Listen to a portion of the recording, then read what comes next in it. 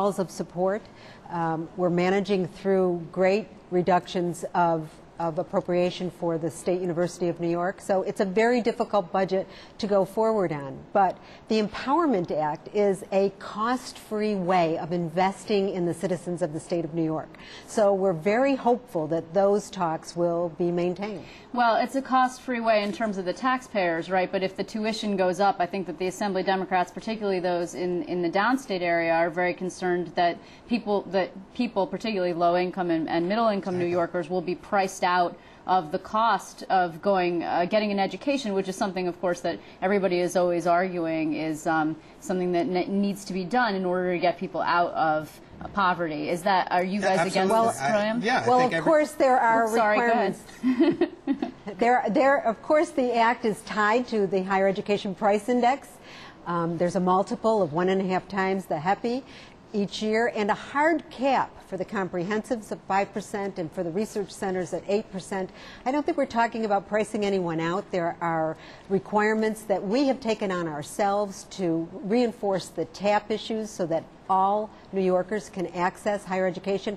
Actually, a reasonable and rational tuition plan that goes up a little bit when necessary is a much better way to ensure access into the future. Access is a piece of affordability, but it's also quality. So we have to go forward on both levels. Ron, do you not agree with that? I don't, and I'm a graduate of the SUNY system, and I truly appreciate what you're saying, but I think any time you raise tuition, you put college education out of the hands of many people, regardless of whether it's 1% or even up to 8% is allowed under this plan. So, I think, again, this is an instance where potentially low-income people are the ones to suffer. And as you've just pointed out, education is truly a path out of poverty. And if we're going to help move people out of poverty, education is critical, and affordable education is critical. And many other states don't charge for higher education services for their residents. So, yes, SUNY is a bargain relative to other private and some public institutions, but I think raising that tuition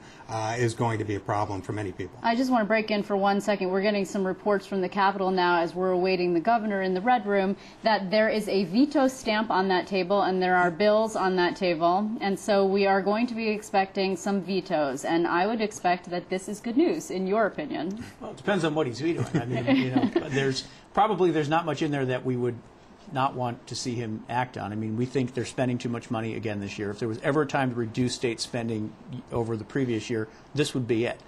We made that case last year, and I think the governor has very strong budget powers, very strong line item veto powers in the state.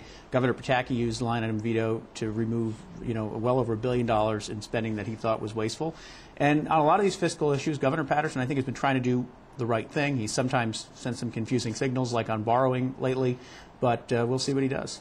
And you would, on vetoing, what's your particular opinion on that? Again, I agree with Mike on it depends on what the governor is going to veto. But there's not a lot in this budget that we like. I mean, there's lots of cuts in this budget, so I'm not sure what he's looking at vetoing other than, and the revenue bill hasn't hit his desk yet, so I'm not sure what he's looking at vetoing. I think, he's concerned that some money for education was restored.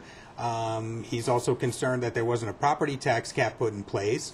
But the real sad truth is that property taxpayers are again the ones that are going to suffer under this budget because Mike and I disagree on this issue, but we have been strongly supporting a circuit breaker as a means to deliver property tax relief. And why is that? Well, a property tax cap is still going to see people's property taxes go up. So if I'm already can't pay my property taxes, or I'm paying 10, 20, 30, 40% of my income in property taxes, a property tax cap is not going to help me. It's just going to ensure that my property taxes continue to go up. So unless it's linked to income, as pointed out in the Swazi Commission report, through a circuit breaker, we're not going to deal with this property tax problem effectively.